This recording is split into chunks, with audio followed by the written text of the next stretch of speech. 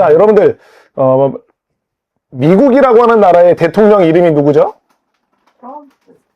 도널드 트럼프 대통령입니다. 이 도널드 트럼프 대통령은 그의 외모만큼이나 굉장히 역대 대통령과는 사뭇 다른 여러 가지 모습들을 보이고 있는 것을 우리는 알고 있는데, 그 중에서도 조금 다른 모습을 좀 보이는, 좀 특별한 모습을 보이는 것 중에 하나가 뭐냐면은 트럼프 대통령의 가족 관계입니다. 트럼프 대통령의 가족은 굉장히 다복한 가정이에요. 아내 멜라니아 트럼프가 있죠. 그쵸? 그 트럼프 아내와 함께 슬하의 5자녀와 함께 지금 살아가고 있습니다. 딸 2이 있고, 그리고 아들 3이서, 그래서 전체 7명이나 되는 아주 다복한 가정을 이루고 있는데, 이 다복해 보이는 가정이 평범한 가정은 사실 아니에요. 왜냐면은 이 5명의 자녀들이 어떤 자녀들이냐면은 무려 3번의 결혼에 걸쳐서 낳은 자녀들이 지금 함께 모여 있는 상황이기 때문에 뭐 일반적이다라고 하기는 조금 어려운 거죠. 그러니까 트럼프 대통령이 결혼을 몇 번 했다? 3번을 했다라고 하는 거예요. 그래서 지금 멜라니아 트럼프라고 하는 그 퍼스트 레이디가 3번째 아내인 거예요. 뭐 잠깐만 소개를 하면은 이 첫 번째 아내였던 모델 출신이에요.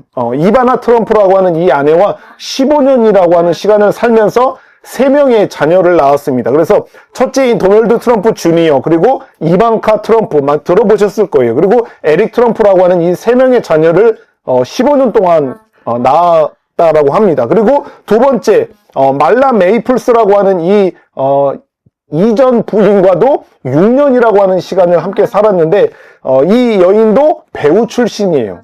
이게 좀 모델이나 좀 배우 출신, 좀 이쁜 이런 여자들을 좀 좋아하는 경향이 있는지, 아무튼 그러면서 이전 아내와도 함께 살면서 티파니 트럼프라고 하는 또 딸을 1명 낳았다라고 합니다. 그리고 지금 멜라니아 트럼프라고 하는 이 퍼스트 레이디, 이 영부인과 함께 2005년에 결혼해서 그때부터 지금까지 쭉 결혼 생활을 좀 이어오면서, 이 막내, TV에서 혹시 보셨나요? 그 막내 되게 얼굴 하얘갖고 키 큰 이 베럴 트럼프라고 하는 이 막내 아들을 또 낳아서 이렇게 5명의 지금 자녀를 두고 함께 살아가고 있어요. 그래서 3번의 결혼과 함께 5명의 자녀를 지금 낳아서 기르고 있는 그런 아주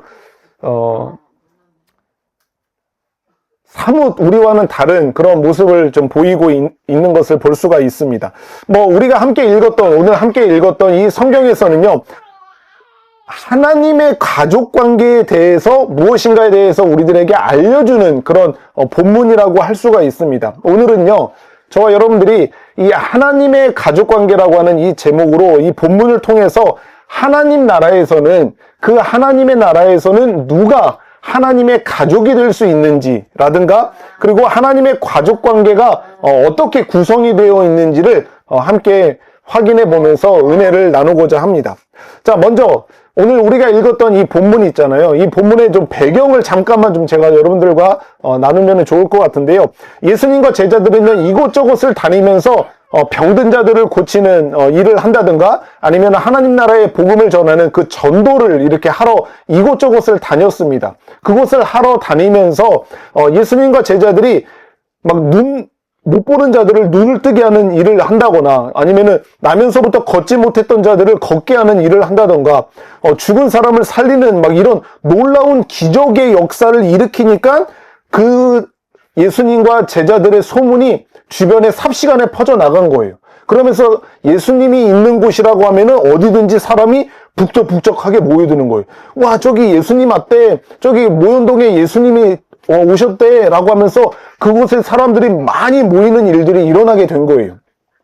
그래서 그렇다 보니까 예수님과 제자들은 식사할 겨를도 없이 굉장히 바쁜 일정을 막 이렇게 보내고 계셨는데, 이때 예수님과 제자들이 조금 쉬기도 하고, 그리고 배가 너무나도 고파서 밥을 먹을 요량으로 어느 집에 좀 들어가셨던 것 같아요. 정확히 성경에서 누구의 집에 들어갔다라고 표현을 하고 있지는 않지만, 어느 집에 들어가서 좀 쉬시고 식사를 하시려고 그렇게 들어간 거예요. 그런데 그 예수님과 제자들이 있던 그 집에 서기관이라고 하는 사람들이 찾아왔어요. 서기관이라고 하는 사람은 그때 당시에 하나님의 율법, 하나님의 성경을 연구하는 사람들, 가르치는 사람들을 서기관이라고 하는데, 그 사람들이 저기 멀리 있는 예루살렘에서부터 그 예수님이 있는 집으로 찾아온 거예요.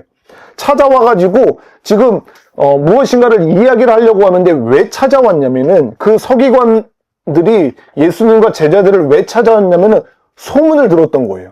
자기들이 있는 곳에서 소문을 들었는데, 어떤 소문을 들었냐면은 예수님이 이 바알세불이라고 하는 그때 당시에 귀신의 왕, 귀신의 대빵이라고 할 수 있는 그 바알세불의 힘을 얻어서 귀신들을 쫓아내는 일들을 하고 다닌다라고 하는 이 말도 안 되는 소리를 듣고 지금 그 소문을 확인하고자 지금 예수님이 있는 곳에 찾아온 겁니다.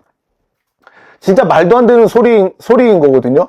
예수님이 귀신의 왕을 힘입어서 귀신을 쫓아낸다라고 하는 그 소문을 듣고 찾아온 거예요. 그러자 이 예수님에게 이런 이야기를 하니까 예수님께서 이 말도 안 되는 소리를 하는 이 서기관들에게 어떤 비유의 말씀으로 지금 이야기를 해주시고 있는데, 무슨 이야기를 하냐면은, 서기관 여러분들 한번 잘 들어보세요 라고 하면서 이야기하는 게 그런 거예요. 귀신이 귀신을 쫓아내면은 그게 말이 되겠습니까? 그런 일이 있겠습니까? 라든가 아니면은 그 나라 안에서 서로 싸우고 분쟁하면은 그 나라가 건강하게 설 수 있겠습니까? 라든가 아니면은 어느 집안이 있는데 그 집안에서 집안 사람들끼리 서로 싸우면은 그 집안이 건강하게 설 수 있겠습니까? 그렇지 못하는 거 아니겠습니까? 라고 하면서 사탄 마귀도 자기를 거슬러 스스로 분쟁하고 싸운다라고 하면은 거기 그 사탄도 설 수가 없고 망하게 되는 거 아닙니까? 라고 그렇게 이야기를 하면서 지금 예수님이 바알세불의 힘을 얻어서 바알세불의 도움을 얻어서 다른 귀신들을 쫓아낸다라고 하는 소문을 듣고 있는 서기관들에게 지금 이 비유의 이야기로 하는 거예요. 당신들이 들었던 소문이 말이 안 되는 소문입니다. 이게 논리적으로 말이 안 되는 이야기를 지금 하고 있는 거다라고 하는 이야기를 이런 비유의 말씀으로 지금 해주고 계시는 거예요.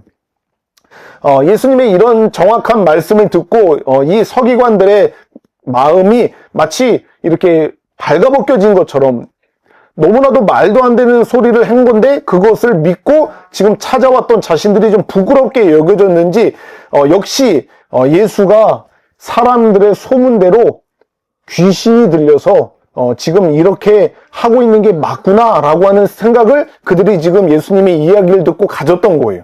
바로 이때에 지금 이런 상황이 되어지고 있는 이때에 예수님과 제자들이 함께 있던 그 집 바깥에 누군가가 찾아온 거예요. 예수님을. 그런데 그 누군가는 누구냐면 바로 예수님의 어머니. 예수님의 어머니 이름이 누구죠?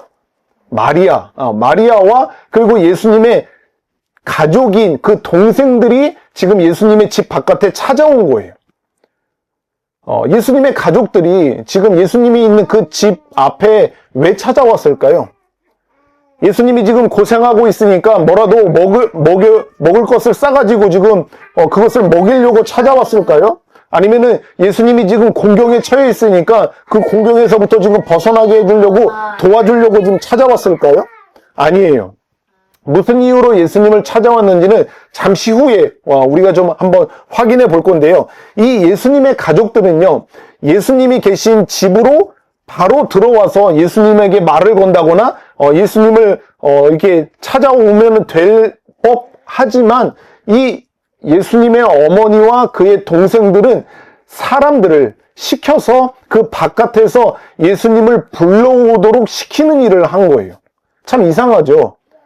자기의 아들이죠. 마리아 입장에서는 자기의 아들이잖아요, 예수님이. 그래서 그 예수님을 만나기 위해서는 그냥 그 집으로 들어가서 만나서 이야기를 하면 될 법한데 거기 집 바깥에 서서 사람들을 시키는 거예요. 가서 저기 있는 내 아들 예수한테 좀 밖으로 좀 나오라고 해주세요 라고 시키는 일을 한 거예요. 그러자 어떤 사람이 예수님에게 말을 전하는 거예요. 선생님, 저기 지금 바깥에 당신의 어머니와 동생들이 당신을 찾아왔습니다. 당신을 부르고 있습니다. 라고 그렇게 이야기를 하는 거예요. 그러자 예수님께서는 여기에서 표정을 무표정으로 바꾸시면서 지금 그들에게 대답을 해주는 겁니다. 뭐라고 대답을 해주냐? 누가 예수님의 어머니고 누가 나의 동생들입니까? 라고 하는 이야기를 하는 거예요. 자, 지금 다시 예수님께서 지금 바깥에서 당신의 어머니와 동생들이 당신을 부릅니다 라고 하는 이야기를 하자 예수님이 표정을 확 바꾸시면서 무표정한 표정으로 얘기를 하는 거예요. 누가 나의 어머니고 누가 나의 동생들입니까? 라고 이렇게 대답을 하시는 거죠. 예. 주변에 있는 사람들이 이 예수님의 이야기를 듣고 아마 꽤나 당혹스러웠을 거예요. 지금 예수님의 분명한 어머니와 동생들이 찾아왔는데 누가 나의 어머니고 누가 나의 동생들입니까? 라고 이야기를 하시는 이야기를 듣고 당황했을 거라고 생각이 듭니다. 당시 사람들은요, 예수님의 어머니가 누구였는지, 그리고 예수님의 동생들이 누구였는지 너무나도 잘 알고 있었기 때문에 어려서부터 한 집에서 함께 자고 먹고 했던 그 예수님의 가족들이 누구인지를 너무나도 잘 알고 있었고, 지금 바깥에 있는 사람들이 예수님의 어머니고 가족인 것을 잘 알았던 거예요. 당황해하는 이들을 향해서 예수님께서는 말씀을 이어갑니다. 뭐라고 말씀하시냐? 여기 지금 나와 함께 둘러앉아 있는 이 사람들을 보고 계십니까? 이 사람들이 바로 하나님의 뜻대로 행하는 자들인데 이 사람들이 바로 나의 어머니고 나의 형제입니다. 라고 하는 이야기를 하는 겁니다. 지금 바깥에서 어머니가 계시고 동생들이 있단 말이에요. 그런데 예수님께서는 지금 하시는 이야기가 자기 주변에 지금 제자들이 앉아 있단 말이에요. 이 제자들을 가리키면서 여기 있는 이 사람들처럼 하나님의 뜻을 행하는 자들이 나의 어머니고 나의 형제입니다. 라고 하는 말씀을 하는 거죠. 나의 어머니이고 나의 형제라고 하는 말은 곧 나의 가족입니다. 라고 하는 말을 하고 있는 거거든요. 저기 바깥에 있는 저 가족들이 나의 진짜 가족이 아니라 여기에 나와 함께 앉아서 하나님의 뜻을 행하는 자가 나의 가족들입니다. 라고 하는 말을 지금 해주고 있는 것입니다. 여러분들이 지금 이 설명을 들으시고 약간 의아해하는 그런 마음을 가지실 수도 있다라고 생각을 합니다. 그런데 이게 의아한 말이 아니다라고 하는 것을 이후의 설명을 통해서 우리가 확인해 볼 수가 있는데, 먼저 예수님의 가족들이 지금 바깥에 있잖아요. 육신에 자신을 낳은 그 예수님을 낳은 어머니인 마리아가 지금 바깥에 있고 그와 함께 동생들인 가족들이 지금 바깥에 있단 말이에요. 이 예수님의 가족들이 생각하고 있었던 예수님은 어떤 예수님을 생각하고 있었는지를 잠깐 살펴볼 건데요. 이 예수님과 함께 동고동락하면서 한 집에서 먹고 자고 했던 이 예수님의 가족들은요, 가장 먼저 처음에는 예수님이 그 하나님이 보내신 천사를 통해서 이 예수님이 어떤 분이라고 하는 것을 계시를 받았던 사람들이에요. 그래서 천사가 찾아와서 그 애를 낳지 못하는 마리아에게 찾아와서 이야기를 했었죠. 그에게 잉태된 자는 성령으로 된 것이다 라고 그렇게 이야기를 하는 거예요. 지금 마리아의 뱃속에 지금 임신을 했단 말이에요. 그런데 임신이 그냥 남자와 여자 사이의 정상적인 어떤 성적인 관계를 통해서 생겨난 아이가 아니라 성령으로 말미암아 그 성적 관계가 이루어지지 않은 채 성령으로 잉태된 자라고 하는 사실을 그 마리아에게 알려줬습니다. 남편인 요셉도 이 사실을 알게 되었죠. 그럴 뿐만 아니라 이 천사가 이야기할 때 우리가 성탄절에 많이 들어봤을 이야기입니다. 너희가 아들을 낳으리니 그 이름을 예수라 하라. 이는 그가 자기 백성을 그들의 죄에서 구원할 자이심이라 라고 하는 이야기를 하고 있는 거예요. 그 이야기를 들었단 말이에요. 그래서 지금 자기 뱃속에 임신해 있는 이 아기가 예수라고 하는 이름으로 하나님의 백성들의 죄를 구원할 구원자다라고 하는 사실을 이야기를 통해서 알았던 사람들이에요. 그래서 예수님의 육신의 부모인 이 마리아와 요셉은요, 마리아의 뱃속에 있는 그 예수님이 하나님의 아들이고 그리고 구원자라고 하는 사실을 계시를 통해 받았고, 그리고 그거를 믿었던 사람들이에요. 누가 그거를 믿었다고요? 예수님의 가족들이 그 사실을 예수님이 태어날 때 그거를 믿었던 사람들이에요. 인간의 이성으로는 좀처럼 믿기 어려운 이 사실을 하나님의 천사를 통해서 계시를 받아서 그것을 알고 있었고, 그리고 그거를 믿을 수 있었던 사람들이 바로 예수님의 가족들이라고 하는 거예요. 그런데 이 예수님의 가족들이 경험했던 게 있어요. 지금 여기 있는 유준이나 하늘이처럼 예수님이 태어나서 어린 아기 예수를 경험을 했습니다. 예수님의 가족들이 지금 어린 아기 예수를 경험을 하는 거예요. 어떤 경험을 했냐? 만삭이 되어서 태어난 그 갓난 아기였던 예수님, 그 예수님이 너무나도 인간적인 거죠. 어떻게 인간적이냐? 태어나서 엉엉 하고 울어요. 응애 응애 하며 울면서 엄마의 젖을 빨아 먹었던 것을 봤어요. 예. 하나님의 아들이라고 하고 구원자라고 하는 그 사실을 믿고 있었는데, 그 인간으로 태어난 예수님이 어머니의 젖을 빨면서 배고프면 우는 모습을 봤던 거예요. 그럴 뿐만 아니라 배가 고프면은 지금 여기 있는 아이들처럼 막 떼를 쓰면서 엉엉 우는, 발버둥 치면서 우는 그런 모습을 봤고, 어린 예수님은 말을 할 수 있었을까요? 어렸던 예수님이 말을 하실 수 있었을까요? 딱 태어나자마자 엄마 나 배고파요, 이렇게 말을 했을까요? 아니죠. 예수님은 지금 아이들처럼 말을 할 수가 없었어요. 그런 것을 경험했을 뿐만 아니라 힘이 셌을까요? 예, 물론 아이들마다 힘이 세고 약하고가 좀 달라요. 그렇죠?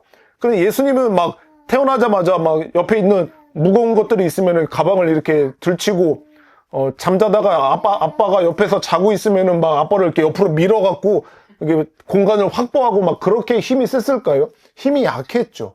지금 아이들처럼, 그냥 일반적인 아이들처럼 힘이 약해서 엄마 아빠가 도와주지 않으면은 온전히 살아갈 수 없는 그런 나약한 모습을 보였던 것을 이 예수님의 가족들은 다 보고 알고 있었던 거예요. 참 신기하죠. 그러지 않을 것 같은데 그런 모습을 본 거죠. 너무나 인간적인, 자신들과 하나도 다르지 않은 어린아이 예수님을 키우면서 이 마리아와 요셉의 믿음에 조금씩 금이 가기 시작했던 것 같아요. 예, 너무나도 인간적인 예수를 키우면서 그 믿음, 하나님의 아들이라고 하는, 우리를 구원할 구원자라고 하는 이 믿음이 조금씩 금이 가기 시작했던 것 같아요. 그럴 뿐만 아니라 그러다가 이 믿음의 금이 가기 시작하다가 예수님이 때가 되어서 그의 나이가 이제 무럭무럭 자라서 그의 나이가 30살이 정도 되자 예수님이 이제 밖에 나가셔서 하나님의 일, 사역을 하기 시작을 하시면서 여러 가지 예수님이 사역을 시작하시자 그 예수님과 함께 있던 많은 사람들 사이에서 여러 가지 분란과 갈등들이 생겨나는 것을 보게 됐는데, 그 원인이 바로 자기가 키운 아들인 예수라고 하는 사실을 알게 되었던 거예요. 예수님은 때가 되어서 여기저기 돌아다니시면서 회당이라고 하는, 지금의 교회처럼 하나님의 말씀을 가르치고 예배하는 회당이라고 하는 곳에 들어가서 구약 성경에 굉장히 능통한 사람들과 그 성경에 대해서 이야기를 한 거예요. 그런데 그 이야기를 하면은 그들이 알고 있었던 그릇된 하나님에 대해서 예수님이 올바른 이야기를 해주니까 그 성경에 능통한 사람들이 그 이야기를 듣고 화를 내는 거예요.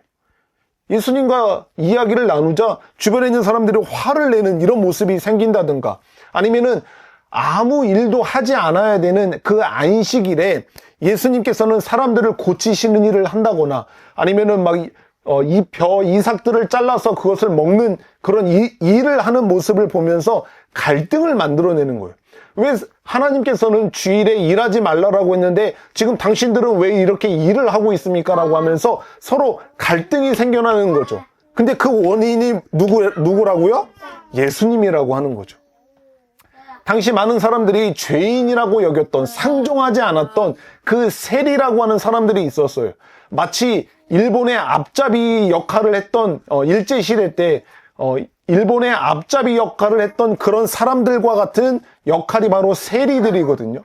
그 세리들과 함께 그리고 음란죄를 지어서 아무도 그 여인과 상종하지 않았던 그런 죄인과 음란한 여인들과 함께 어울리면서 그들의 죄를 용서해주는 막 이런 모습을 하니까 사람들이 분노하게 되는 거죠.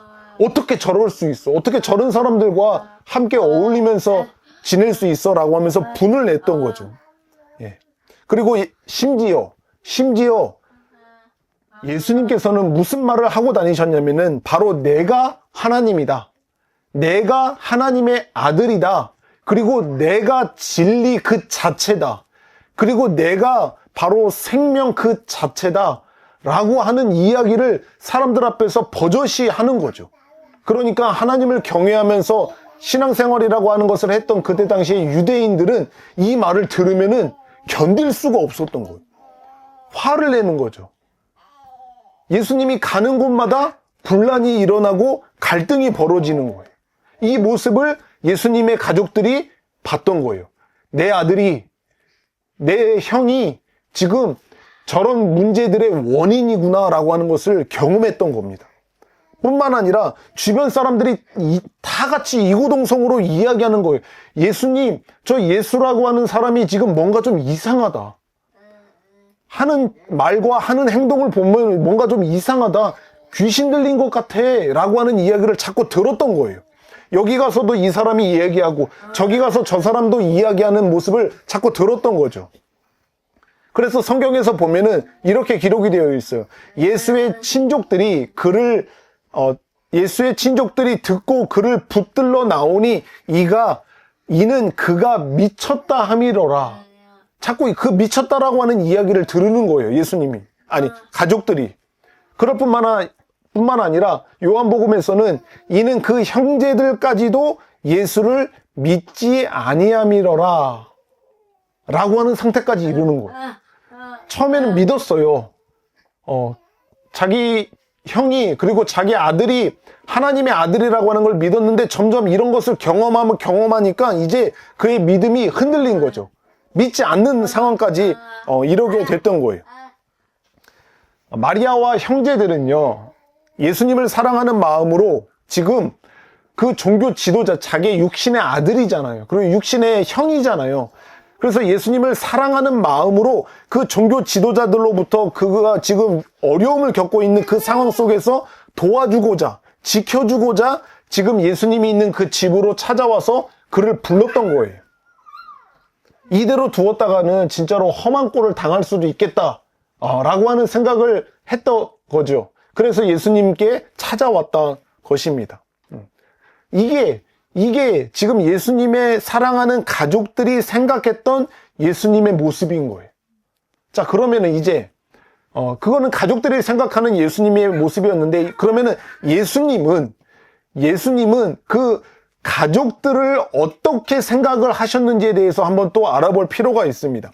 예수님의 가족들이 생각하는 예수님을 알아봤지만 이제는 예수님께서 생각하는 그 예수님의 가족은 누구인지에 대해서 우리가 한번 살펴보도록 하겠습니다.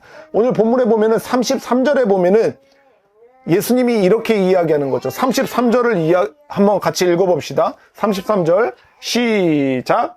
대답하시되 누가 내 어머니이며 동생들이냐 하시고, 이렇게 이야기하는 거예요. 지금 바깥에서 예수님의 어머니와 동생들이 지금 당신을 부른다라고 이야기하니까 예수님이 말씀하시는 거죠. 누가 내 동생들이고 누가 내 어머니입니까? 라고 하는 거예요.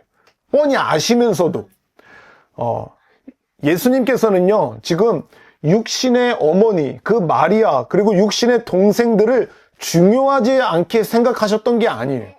마치 불효자처럼, 막대 먹은 사람들처럼 지금 어머니 앞에, 그리고 동생들이 뻔히 두는 시퍼렇게 지금 자신들 앞에 있는데, 누가 내 어머니예요?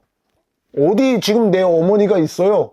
누가 내 동생들이라고 지금 이야기하시는 거예요? 라고 하면서 어머니와 그 동생들을 무시하거나 모른 척하는 말이 아닌 거예요. 지금 이 말은 무슨 말이냐면은 누가 내 어머니고 내 동생들이냐라고 하는 것은 이 수사학적인 그런 기법으로 과장법을 쓰고 있는 거예요. 되게 과장해서 지금 무엇이 더 중요한지에 대해서 사람들에게 설명하시기 위해서 지금 누가 내 어머니고 누가 내 동생들, 누가 내 가족들이라고 지금 이야기하시는 거예요? 라고 하는 말씀을 하는 거예요. 예수님은요, 그때 당시에 인간의 모습으로 오셨던 예수님은 너무나도 가족들을 사랑하셨던 분이에요. 그 누구보다도 어머니와 동생들을 아끼고 돌보고 지키셨던 분이 바로 예수님이라고 하는 것이죠. 왜냐하면 하나님의 율법에 10계명이라고 하는 것을 보면은 내 부모를 공경하라라고 하는 이런 명령을 예수님이 어기시면서 사셨던 분이 아니시죠. 그렇기 때문에 예수님은 그의 가족들을 무시하거나 그의 가족들을 모른 척하는 그런 의미로 이 말씀을 하시는 게 아니라고 하는 것을 볼 수가 있어요.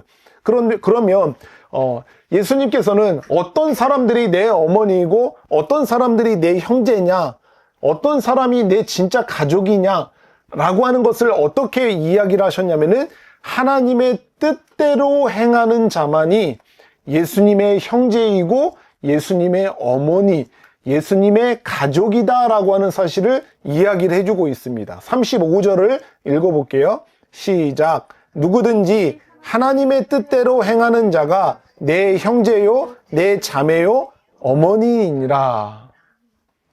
지금 무엇이 더 중요하고 무엇이 더 의미 있는 것인지에 대해서 지금 설명을 해주고 싶은데 그 이야기를 과정법을 사용해서 이야기를 하면서 내 가족이 되기 위해서는, 내 형제이고 내 어머니가 되기 위해서는 나의 하나님이죠.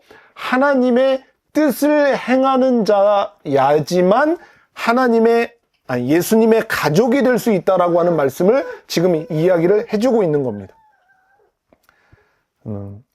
예수님께서는 자신의 육신의 가족들을 부정하는 말이 아니라 지금 과장법을 사용해서 이 이야기를 하고 계신다라고 지금 말씀을 드렸습니다.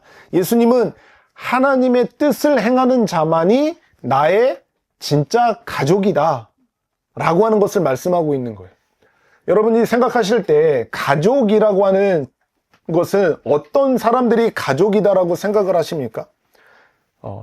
이런 게 진짜 가족이지, 이런 게 우리가 말하는 가족이지라고 여러분들이 어떤 생각을 하고 계실 수 있겠는데, 전통적으로 지금까지 굉장히 오랜 시간 동안은 혈연관계, 핏줄 있잖아요. 직접적인 핏줄이 있는 사람들이 나의 가족이다라고 생각하거나 아니면은 법적으로 사회에서 인정하는 그 법적으로 허용된 그 사람들이 바로 나의 가족이다라고 하는 거죠. 그게 누구가 되겠어요?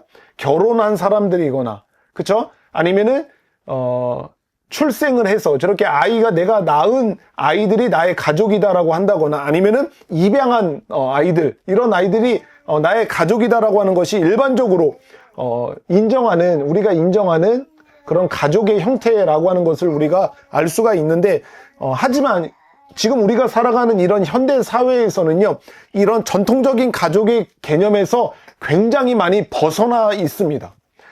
다양한 가족의 형태를 인정하는 그런 가족과 나라가 지금 우리가 살아가는 이 시대에는 많이 생겨나고 있어요.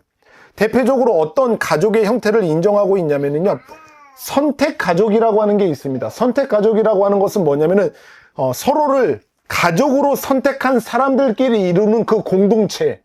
내가 이 사람을 나의 가족으로 선택했어. 그래서 이 사람들과 내가 지금 모여 있어. 공동체를 이루고 있어. 그러면 이게 가족이다라고 하는 것을 말하는 거죠. 그것을 선택 가족이라고 하는 거예요. 이게 대표적인 어떤 사람들이 이런 것을 주장하냐면요, 바로 LGBTQ 들어보셨죠? LGBTQ 성소수자들. 성소수자들이 이런 것을 이야기를 하면서 이 사람들이 바로 나의 가족이다라고 이야기를 많이 합니다. 아니면은 개인주의적인 성향이 굉장히 강한 사람들, 그런 사람들이 이런 내가 선택하는 이런 공동체가 바로 나의 가족이다라고 주장하는 것을 볼 수가 있어요. 뿐만 아니라 또 어떤 가족의 형태를 인정하냐면요, 비혼 가족이에요. 비혼 가족. 말 그대로 결혼을 하지 않거나 아니면 자녀 없이 혼자 사는 형태를 가족으로 인정하는 거예요. 참 이상하죠. 예, 우리가 생각하기에는 이게 어떻게 이게 가족이 될 수 있냐? 결혼을 하지도 않았고 그리고 혼자 살아가고 있는데 그것을 가족으로 인정한다라고 하는 이게 참 말이 안 되는 것 같지만 지금 수많은 나라와 수많은 사회에서는요 그런 사람들을 1인 가족으로 인정하고 있는 상황이에요. 굉장히 많이 인정을 하고 있어요. 혼자 사는 사람도 하나의 가족으로 인정하는 그 추세가 점점 커져가고 있는 것을 볼 수가 있고, 또 여러분들이 많이 들어보셨을 게 디지털 가족이라고 하는 거예요. 디지털 가족. 실제로 함께 살지는 않아요. 그런데 온라인을 통해서 가족처럼 지속적으로 교류하는, 그래서 유대감을 형성하는 그런 관계, 그런 공동체를 디지털 가족이라고 하는 거죠. 이게 나의 가족이지 라고 하는 거예요. 저기 게임을 좋아하시는 분이 한 분 계시는데, 게임 커뮤니티, 그 게임 커뮤니티가 굉장히 돈독하거든요. 그렇죠? 예. 유대감이 엄청나잖아요. 예. 진짜로 이걸 안 하는 사람들은 상상할 수 없을 만큼 그 유대감이 굉장히 끈끈합니다. 그래서 그 게임 커뮤니티 같이 그 안에서 서로 교류를 하고 지속적으로 관계를 하고 유대감을 형성하는 그런 것을 나의 가족이라고 생각하는 사람들, 아니면은 SNS에 여러 그런 그룹들 있잖아요. 그런 그룹들 SNS 통해서 교류를 하면서 이 사람들이 진짜 나의 가족이지, 이 사람들이 나를 사랑하는 나의 가족이지 라고 생각하는, 그리고 또 가상현실 같은 거 있잖아요. 메타버스를 통해서 형성된 그 가족들이야말로 진짜 나의 가족이라고 생각하는, 이게 그냥 없는 이야기를 하는 게 아니라 점점 그런 가족의 형태를 지금 주장하고 인정하는 그런 추세가 현대에 살아가는 가족의 형태라고 볼 수가 있습니다. 이런 가족의 개념 이외에도 굉장히 많은 다양한 형태를 가족이라고 생각하고 주장하는 사람들이 많아지고 있습니다. 가족이라고 하는 개념이 전통적인 가족 개념을 많이 벗어나서 개인의 선택이나 내가 이런 사람을 나의 가족으로 선택하면 그게 가족이 된다거나, 아니면은 나의 삶의 방식들, 그 삶의 방식에 따라서 유동적으로 그 가족이라고 하는 개념이 많이 변화하고 있는 추세가 지금의 추세예요. 하지만 하나님의 나라의 이 가족의 개념은 사뭇 다릅니다. 오늘 예수님께서 지금 문 밖에 서서 예수님을 기다리고 있는 자신의 육신의 어머니와 동생들을 향해서 이야기를 하는 거죠.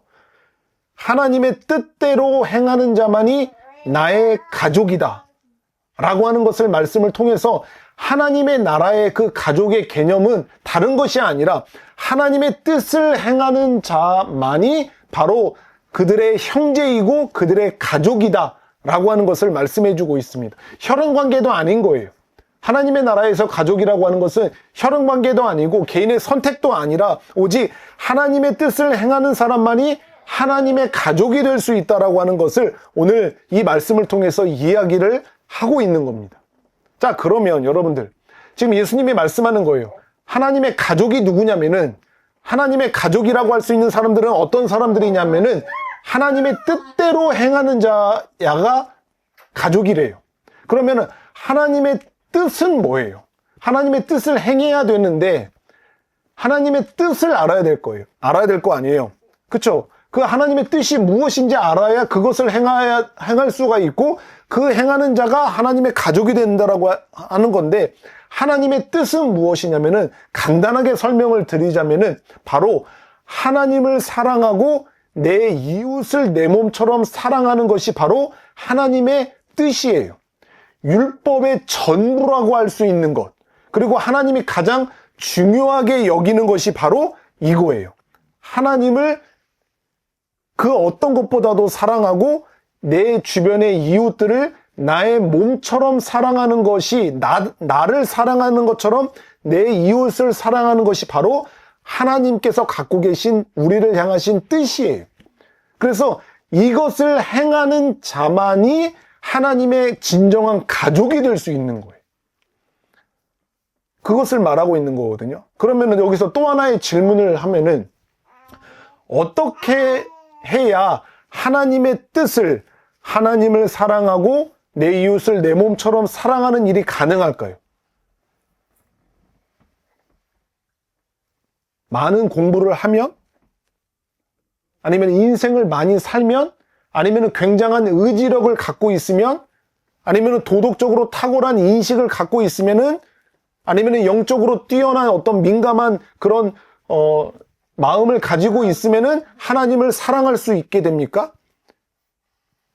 내 이웃을 나를 사랑하는 것처럼 내 이웃을 사랑할 수 있게 되는 겁니까? 어떻게 해야지 하나님을 사랑할 수 있고 내 이웃을 내 몸처럼 사랑할 수 있게 되느냐면은 바로 믿음을 갖고 있어야 되는 거예요. 예수 그리스도를 믿는 믿음이 있어야지만 하나님을 사랑하고 내 이웃을 내 몸처럼 사랑하는 일이 가능하게 되어지는 거예요. 그러면 반대로 예수님을 믿는 믿음이 없으면은 아무리 노력하고 열심히 해도 아무리 많은 시간과 열정을 들여도 하나님을 사랑하는 일이 불가능해요. 내 이웃을 내 몸처럼 사랑하는 일이 불가능해요. 잠깐은 하나님을 사랑하는 것처럼 보일지 몰라요. 잠시 잠깐 내 이웃을 사랑하는 것처럼 보일지 몰라요. 그런데 시간이 조금만 지나면은 그것이 와장창 무너지는 것을 볼 수가 있어요. 왜냐면은 믿음이 없기 때문에. 여기서 예수님을 믿는다라고 하는 것은 예수님이 나의 유일한 구원자이고 내 삶의 진정한 주인입니다 라고 하는 것을 인정하며 살아가는 사람, 그 사람들에게 있는 것이 바로 믿음인 거죠. 그래서 예수 그리스도를 믿는 믿음이 그 사람 안에 있어야지만 하나님의 뜻인 하나님을 사랑하고 내 이웃을 사랑하는 일이 가능하게 되어지는 거예요. 그래서 예수님께서 오늘 본문을 통해서 이야기하는 게 이거예요. 나의 가족, 하나님의 나라에서 나의 진짜 가족이 되기 위해서는 나를 믿고 하나님의 뜻을 행하는 사람만이 나의 진짜 가족이 될 수 있습니다. 그 얘기를 하는 거예요. 지금 예수님의 주변의 사람들이 여러 가지 이상한 소문을 듣기도 하고 예수님을 의심하는 사람들이 주변에 있어요. 그래서 지금 예수님의 진짜 육신의 가족인 어머니와 동생들이 있어서 그를 찾아온 상황 속에서 누가 나의 어머니고 누가 나의 진짜 가족인지를 아십니까? 이 육신의 가족보다도 훨씬 중요한 거, 하나님의 나라에서 나의 진짜 가족이 되는 것은 여러분들 눈앞에 있는 하나님이 보내신 예수 그리스도를 믿는 그 믿음을 가지고 하나님의 뜻을 행하는 자만이 진정한 하나님의 가족, 예수님의 가족이 될 수 있는 것입니다 라고 하는 말씀을 오늘 이 말씀을 통해서 해주고 계시는 거예요. 예. 여러분들도 들어보셨을지 모르겠지만 요한복음 1장 12절에 보면은 이런 말씀을 예수님이 하십니다. 영접하는 자, 예수 그리스도를 나의 마음에 영접하는 자, 곧 그 예수 그리스도를 믿는 자에게는 하나님의 자녀가 되는 권세를 주셨으니 라고 하는 이 말씀을 한단 말이에요. 그래서 예수 그리스도를 믿게 되면은 믿는 그 믿음으로 말미암아 그때부터 이제 나의 신분은 완전히 바뀌어서 하나님의 자녀가 되게 되는 일이 벌어지게 되는 이 말씀을 하고 계시거든요. 뿐만 아니라 너희가 다 믿음으로 말미암아 그리스도 예수 안에서 하나님의 아들이 되었으니 라고 이렇게 또 말씀을 해주고 계시는 거예요. 믿는 자들은 하나님의 자녀가 되는 거예요. 그럼 이전에는 하나님의 자녀가 아니었죠? 그러면은 저와 여러분들은 예수님을 믿기 전에 우리는 모두 다 누구의 자녀로 살아왔었습니까? 마귀의 자녀.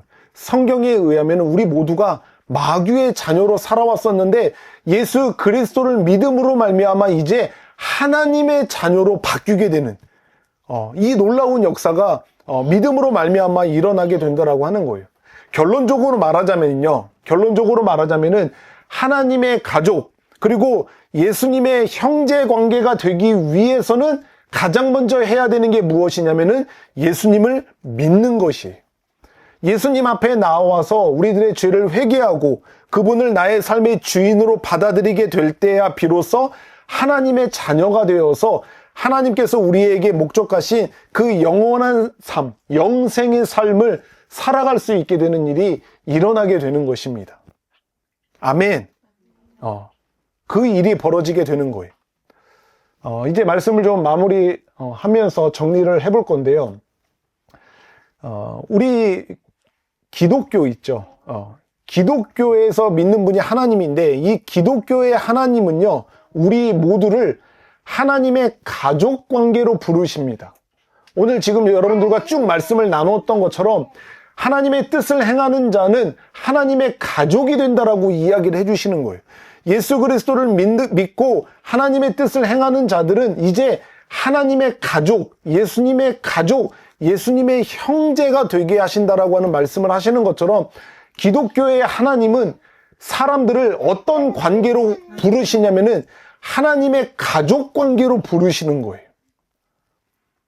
우리를 하나님의 가족으로 받아주셔서 그 가족으로서의 관계를 맺기를 원하시는 거예요. 이해가 되시죠?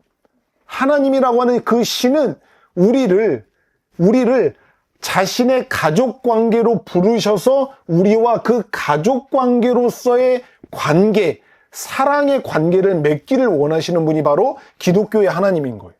그러나 우리가 알고 있는 여러 가지 고등 종교, 타 종교들이 있잖아요. 뭐 이슬람교가 됐던 힌두교가 됐던 불교가 됐던 여러 종교들이 있잖아요. 그 종교들은요, 절대로 이런 관계를 원하는 신이 없어요. 기독교의 하나님은 하나님께서 가족으로 부르셔서 네가 나의 가족이 되어서 나와 사랑하자, 나와 가족으로서 관계하자라고 그렇게 우리를 부르시는데, 기타 모든 종교들은 절대로 이런 관계로 사람들을 부르거나 그런 관계를 원하지 않아요. 어떤 관계를 그 신들이 맺기를 원합니까? 주종 간의 관계예요. 예, 주종 간의 관계, 철저하게 주종 간의 관계이고 철저하게 두려움의 관계예요. 그 신에게 그 신이 원하는 이것을 하지 않으면은 나를 벌하는 거죠.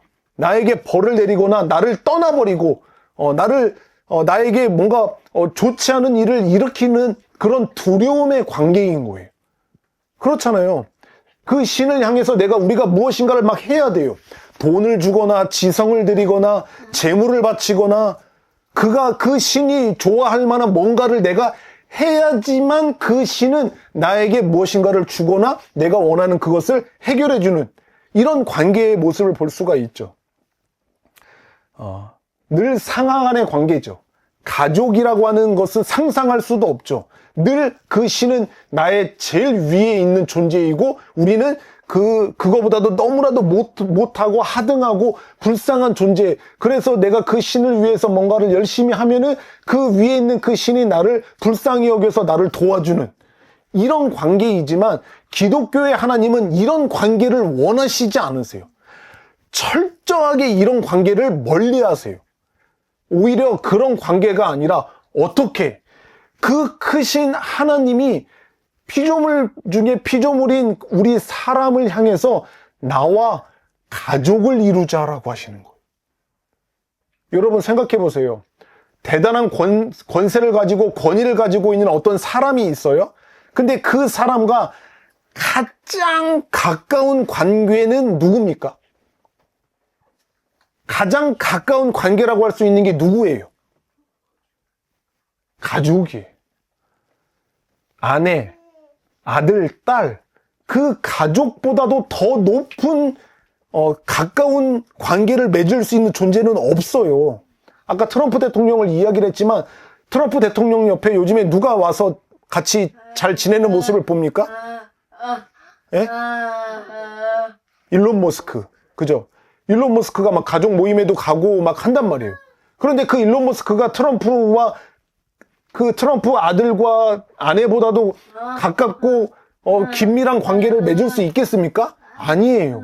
어떤 존재에게 있어서 가장 가깝고 친밀한 관계는 누구냐면은 바로 가족 관계인 거예요. 그런데 하나님이 우리를 가족으로 부르시는 거예요. 믿을 수 없는 거예요. 우리로서는 상상할 수 없는 거예요. 그 크신 하나님, 이 세상을 지신 그 하나님 앞에 우리는 피조물처럼 찌그러져 갖고, 하나님 나에게 뭘 원하십니까? 나의 헌금을 원하십니까? 그럼 내가 헌금 얼마 드릴게요. 내 11조를 원하십니까? 그럼 내가 그 11조 얼마든지 드릴게요. 아깝지만 드릴게요. 그러니까 나에게 벌을 내리지 말고 내가 죄를 지어도 좀 용서해 주세요. 그렇게 하시기를 원하는 하나님이 아니라고 하는 거예요. 너 나에게 복을 받고 싶으니? 그럼 주일 예배 절대 빠지면 안 돼? 한 번이라도 빠지면 너 끝이야. 한 번이라도 빠져봐. 너 길 가다가 자동차에 부딪혀서 다리 똑 부러지게 만들 거야. 하나님이 그런 관계를 원하시는 게 아니에요. 가족의 관계로 지금 우리를 부르시는 거죠. 영접하는 자, 곧 그 뜻대로 부르심을 입은 자는 하나님의 자녀가 되는 권세를 우리들에게 주신다라고 하시는 것이 바로 기독교의 하나님인 거죠. 기타 여러 종교들의 그 신들과는 달라도 너무나도 다른 분이 바로 우리 하나님이신 거예요. 서두에서 제가 소개했던 트럼프 대통령의 가족관계를 소개해드렸는데 이 가족관계 굉장히 복잡하죠. 예. 3명의 아내가 있고 3명의 어머니가 있고 그리고 5명의 자식들이 있는데 서로 어머니가 다른 이런 좀 복잡한 관계를 형성하고 있는데 하나님 나라에서 하나님의 가족 관계는요 굉장히 심플합니다. 지금 여기 트럼프 가족 관계를 보면은 이렇게 굉장히 복잡한 가족 관계도를 그릴 수 있겠죠. 근데 하나님의 나라에서 하나님의 가족 관계도는 너무나도 심플해요. 가장 먼저 아버지 되시는 하나님이 계십니다. 그쵸? 하나님은 우리의 아버지가 되세요. 하나님은 우리를 아버지로 여기라고 하셨어요. 그래서 우리는 하나님 아버지가 계시고 가장 위에 하나님 아버지가 계시고 그 하나님 아버지의 첫째 아들이 계세요. 그분이 누구세요? 예수님이에요. 첫째 아들이 바로 예수님인 거예요. 근데 그 아들과 함께 그의 형제들이 있습니다. 그 형제들이 누구냐면 바로 예수님을 믿는 모든 그리스도인이 첫째 아들 되신 예수님과 함께하는 모든 형제들이에요. 이거 이상도 이거 이하도 없어요. 심플하죠? 예. 여담으로 이야기를 하지만요. 우리가 예수님을 믿고 천국에 가게 되면은 그곳에서는요. 나의 어머니도 나의 육신의 어머니도 나의 아버지도 나의 자녀들도 그런 모든 관계들이 사실 중요하지 않습니다. 그 천국에서는 우리가 서로 만났을 때 나의 어머니셨고 나의 아버지셨고 그리고 나의 자녀였다라고 하는 것을 인식할 수는 있어요. 거기서도 천국에서도 그렇지만 거기서도 여전히 나의 육신의 어머니가 나의 어머니로서 관계를 맺는 게 아니에요. 나의 아버지로서 관계를 맺는 게 아니에요. 거기서도 형석이가 나한테 아버지라고 부르는 게 아니라 형석이가 나를 거기서는 뭐라고 부를 거라고 생각하십니까? 형제님, 재한 형제님 그렇게 부르는 거예요. 거기서는 이 땅에서의 그 가족의 관계에 얽매이는 게 아니에요. 그것을 떠나서 우리 모두가 하나님 아버지를 둔 예수 그리스도 안에 있는 형제 자매 그 이상 그 이하도 없어요. 할렐루야. 가영이가 나를 천국에서는 재한 형제님 이렇게 부를 거예요. 물론 지금도 그렇게 불러도 하등의 이유가 이상하지는 않습니다.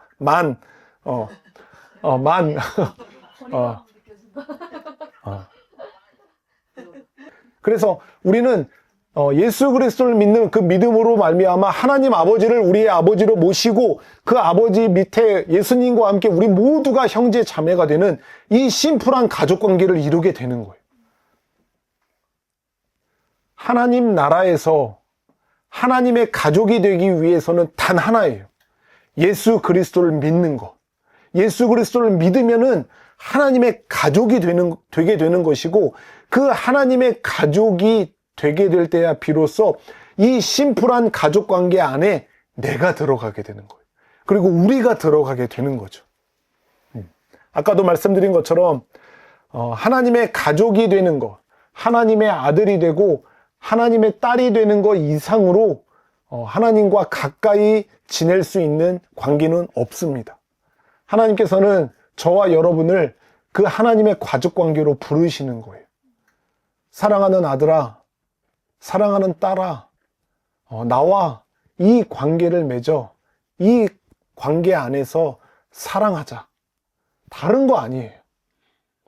우리를 올가매고 우리를 억압하고 우리를 힘들게 하고 우리를 어려운 인생을 살아가게 만들려고 우리를 가족관계로 부르시는 게 아니라 가장 긴밀하고 가장 뜨겁게 사랑할 수 있는 그 사랑하는 가족의 관계로 우리를 부르셔서 하나님은 우리와 영원토록 사랑의 관계를 맺고 싶어 하시기 때문에 우리를 그렇게 부르고 계신다라고 하는 사실입니다. 사랑하는 여러분, 이 은혜의 하나님 앞에 나아가십시오. 그 은혜의 하나님 앞에 감사하십시오. 우리를 하나님의 가족으로 부르실 뿐만 아니라 하나님의 가족이 되어서 영원한 사랑의 관계로 우리와 관계 맺기를 원하시는 그 하나님과 영원한 사랑의 관계를 맺으시면서 살아가는 여기 있는 우리 모두가 되기를 예수 그리스도의 이름으로 축원합니다. 아멘.